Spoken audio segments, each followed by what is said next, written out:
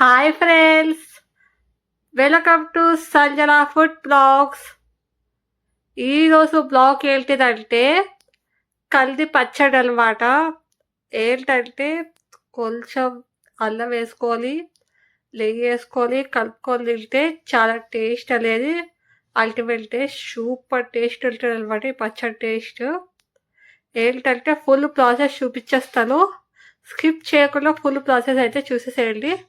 పడండి, మనం వీడియోలోకి అయితే వెళ్ళిపోదాం.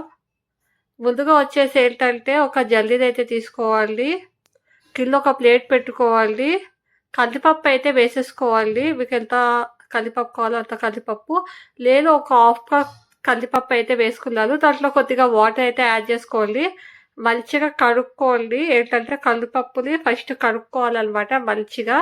సో నేనైతే ఇక్కడ కడుగుతున్నాను, చూస్తున్నారు కదా. సో ఇలా జల్లీలో వేసి కడగండి, వాటర్ అంతా మొత్తం ఇంకిపోతుంది మంచిగా.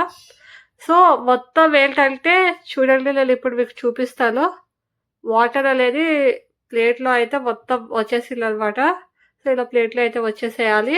దాని తర్వాత ఒక టవల్ తీసుకొని ఫ్యాన్ కింద ఏంటంటే ఆ టవల్ వేసేసి ఈ కందిపప్పులు వేసేసి బాగా ఆరబెట్టుకోవాలి. ఏంటంటే మంచిగా ఆరిపోయిన తర్వాత కందిపప్పు ఒక ప్యాన్ తీసుకొని పొయ్యి పైన పెట్టేసి ఆ కందిపప్పుని ఆ ప్యాన్ పైన అయితే పెట్టండి. పెట్టేసి బాగా అయితే వేపండి. సో నేను ఎలా వేచుతున్నానో, ఎలా కలుపుతున్నానో సో అలాగా ఏంటంటే బాగా అయితే కలపండి. ఒక గోల్డెన్ కలర్ వచ్చే వరకు అయితే బాగా అయితే వేపండి. కొంచెం ఎదగవ్వాలన్నమాట, సో రెడ్గా. సో అయ్యేదాకా అయితే వేపండి. సో నేను ఎలా కలుపుతున్నా అదే విధంగా అయితే మీరు కూడా కలపండి. ఇదే విధంగా ఏంటంటే చూస్తున్నారు కదా. సో అది మార్చేయకండి, లో సిమ్లో పెట్టుకొని అయితే వేపుకోండి. దాని తర్వాత వచ్చేసి ఎండు మిరపకాయలు అయితే వేసుకోండి. ఒక 3-4 ఎండు మిరపకాయలు వేసుకోండి. వేసుకొని వాటిని కూడా మంచిగా అయితే కలపండి. మంచిగా కొంచెం బ్లాక్ కలర్ వచ్చే వరకు అయితే వేపుకోండి. మరీ ఎక్కువ బ్లాక్ కలర్ వద్దు, మారిపోతాయి అనమాట. కొంచెం బ్లాక్ కలర్ వచ్చే వరకు వేపుకోండి. అన్నిటిని మంచిగా వేపుకున్న తర్వాత వాటిని ఎన్నిటిని ఒక మిక్సీ జార్ తీసుకొని ఆ మిక్సీ జార్లో వాటిని అయితే వేసేసుకోవాలి.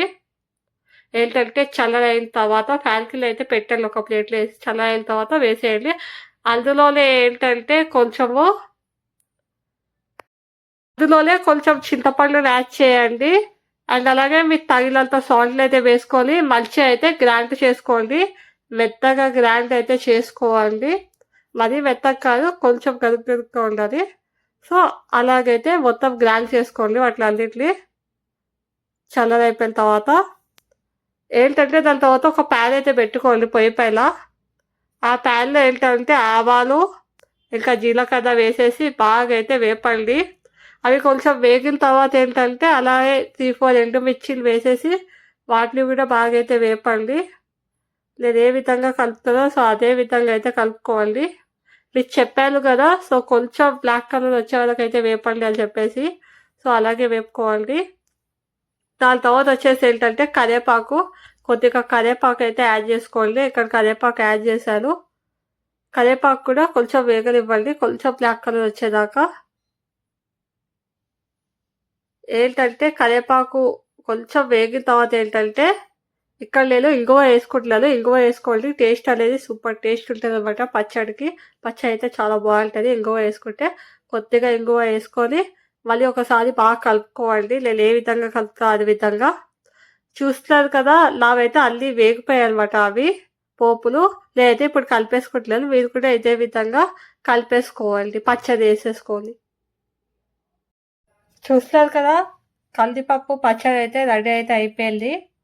ఏంటంటే మీరు కూడా ఇదే విధంగా నేను చెప్పిన ప్రాసెస్లో అయితే చేసుకోవాలి, టేస్ట్ బాగుంటుంది. మరిన్ని వీడియోస్ కోసం నా ఛానల్ అయితే సబ్స్క్రైబ్ చేసుకోండి. కొత్తగా చూస్తున్న వాళ్ళు నా ఛానల్ సబ్స్క్రైబ్ చేసుకోండి. ఆల్రెడీ నా ఛానల్ సబ్స్క్రైబ్ చేసుకున్న వాళ్ళు నా వీడియోలు అయితే లైక్ చేయండి. మీ ఫ్రెండ్స్ అండ్ ఫ్యామిలీస్కి అయితే షేర్ చేయండి.